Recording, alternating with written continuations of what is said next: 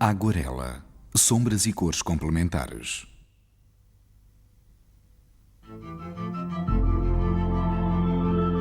A técnica da aguarela permite uma grande riqueza cromática, patente nas obras de artistas como Bonington ou Blake. Cada artista tem a sua interpretação pessoal do uso da cor e das sombras. Alguns, como Louis e Ducrot, aplicam às suas obras um tratamento denso com fortes contrastes cromáticos. Contudo, também há outros, como Maclise, que se inclinam para o contraste tonal, mas todos eles demonstram um grande interesse pelas cores complementares. Para o desenvolvimento da técnica das sombras e das cores complementares, são necessários os mesmos materiais utilizados para trabalhar a aguarela.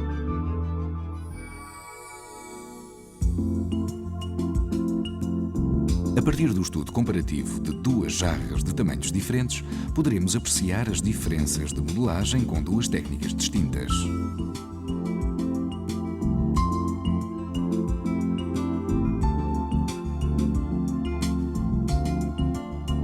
Depois do esboço, a importância que atribuímos à jarra maior faz-se através de duas cores complementares, o vermelho e o verde.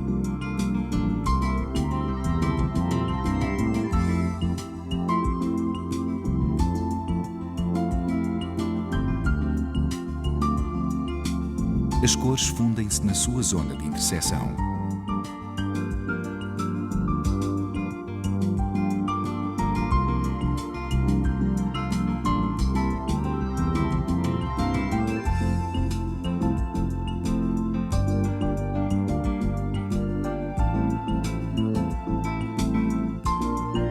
Quanto à jarra mais pequena, a modelagem começa por se fazer com um tom ocre na zona mais luminosa e depois com um tom mais escuro da mesma gama cromática na zona de sombra.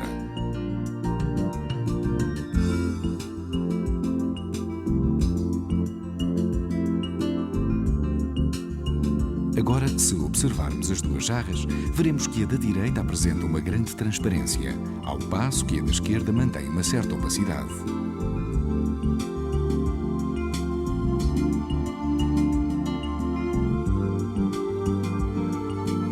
Quando usamos métodos de modelagem diferentes, como a aplicação de cores complementares e a de cores da mesma gama cromática, costuma ocorrer, como neste caso, um desequilíbrio de conjunto.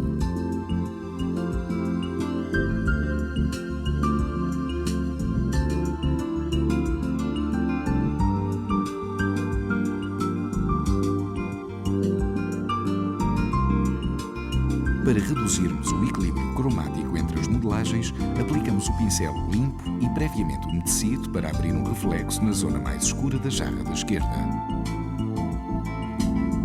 Isto deve ser feito antes que a cor anterior seque.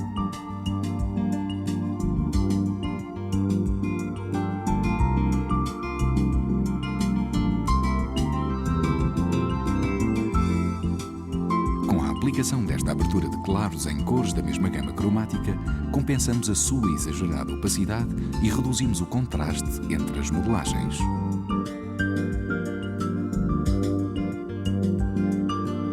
Outro recurso para equilibrar os elementos consiste em pintar o fundo apenas com a água que usamos e que contém restos de todas as cores aplicadas. Neste caso, são o ocre, o verde, o castanho, o vermelho e o amarelo. O resultado desta mistura é uma cor acinzentada muito transparente com a qual pintamos o fundo que rodeia os objetos. Podemos verificar como é que esta cor compensou as diferenças de luz dos elementos e como é que os contrastes se integram.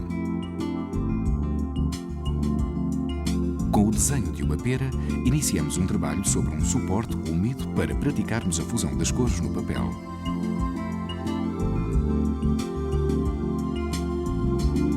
Pintamos de amarelo toda a superfície da pera, sem fazermos reservas de branco.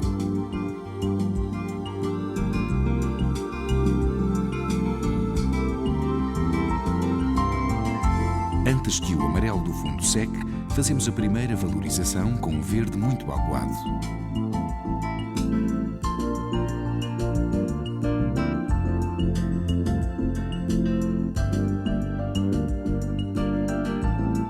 Sobre o fundo ainda úmido, escolhido, também continuamos a modelagem aplicando umas pinceladas de castanho escuro muito aguado.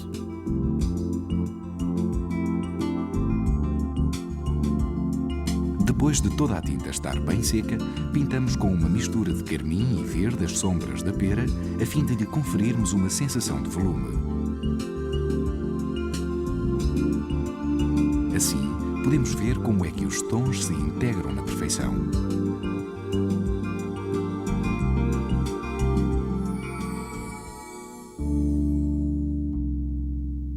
O exercício seguinte começa pela fixação do papel na mesa de suporte e nele vamos representar esta natureza morta composta por um copo com vinho e por uma maçã. A seguir, realizamos o esboço.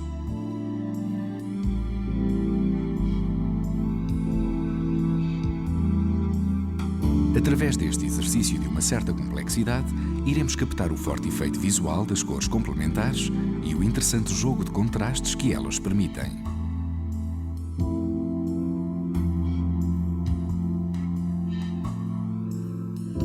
O primeiro passo é pintar a fruta com amarelo, reservando um espaço para o ponto mais luminoso.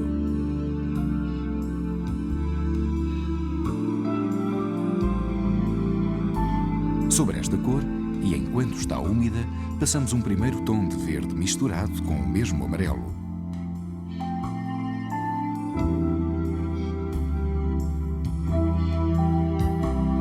Pintamos a parte escura mais alta da maçã de carmim que, ao misturarmos com a cor inferior, produz um tom denso e escuro.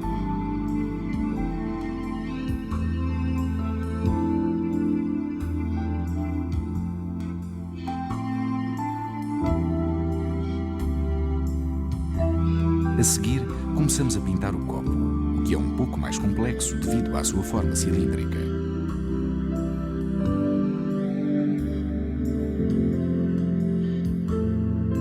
Depois de darmos forma ao copo, pintamos uma oval o mais perfeita possível, com carmim transparente a fim de representarmos a superfície do vinho.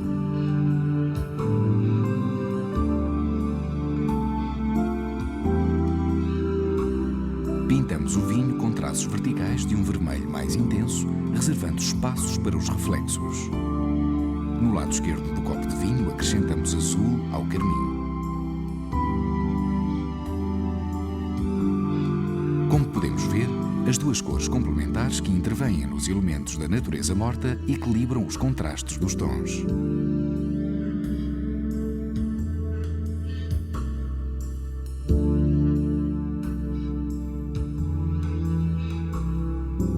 Enquanto a cor do copo seca, damos forma à maçã aplicando-lhe um verde luminoso que sobrepomos às camadas anteriores e acrescentamos outros tons de verde para obtermos ainda mais contraste.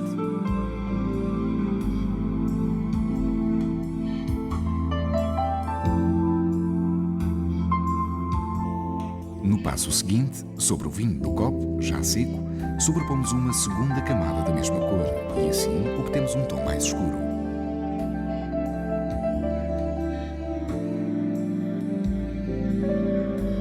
Misturamos tons de castanho e azul para aplicarmos uma veladura que irá representar a transparência do copo.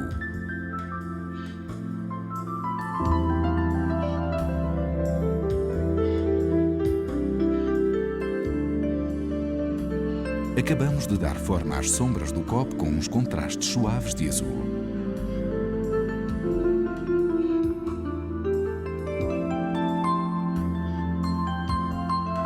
Como podemos ver, as cores das zonas de união entre os pontos escuros da maçã e do copo harmonizam-se na perfeição graças à intervenção de uma cor ao lado da outra.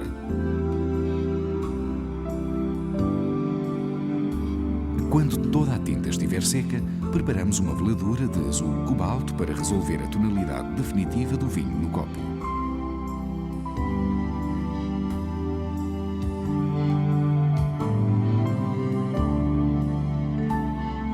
Por último, marcamos os contrastes que dão forma à boca do copo.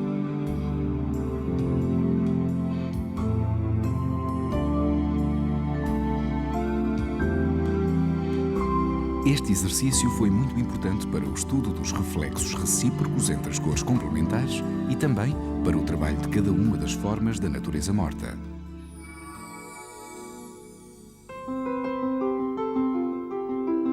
A seguir, resumem-se os pontos mais importantes dos exercícios que foram explicados. O resultado da mistura direta de cores complementares são tons escuros que geralmente se usam para modelar as sombras. Duas cores complementares lado a lado produzem um efeito visual muito forte que se pode compensar com a utilização de tons neutros no fundo.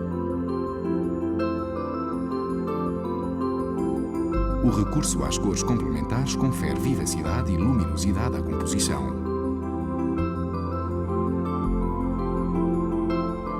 Utiliza-se a umidade da cor de base para modelar a forma dos objetos.